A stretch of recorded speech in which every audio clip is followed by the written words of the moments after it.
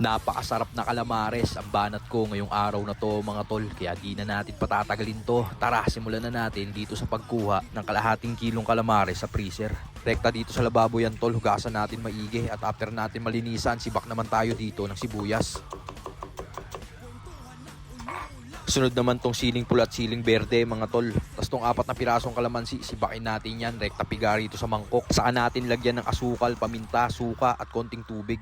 Tapos haluin lang natin at oin tong sausawan ng calamares natin mga boss. Dito naman tayo sa kalahating kilong pusit. Hiniwa ko sa trip kong sukat yan. Sabay pigaan natin ang kalamansi, timplahan ng salt and pepper at basagan ng isang itlog. Sabay haluin natin para kumapit yung lasa. At mga tol, sabay-sabay tayong magtanong kay Dola. AI assistant si Dola mga boss. Pag may mga bagay na hindi ko alam, dito ako nagtatanong. Madali lang to gamitin, nagsend lang ako ng picture ng pusit at lumabas na agad yung full details at procedure niya. Malaking tulong sa akin to mga boss sa paggawa ko ng content at available ito sa App Store at Play Store.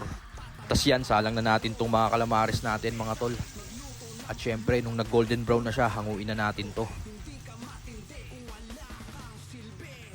Sunod naman natin tong pangalawang batch mga boss.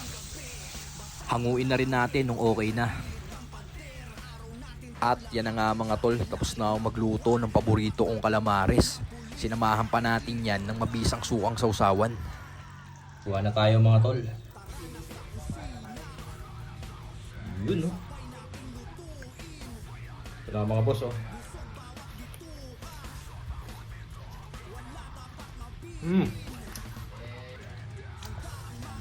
Grabe mga tol.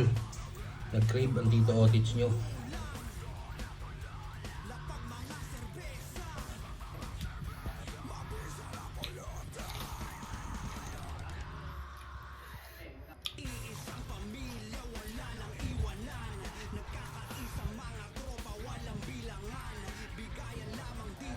Super solid yan mga boss.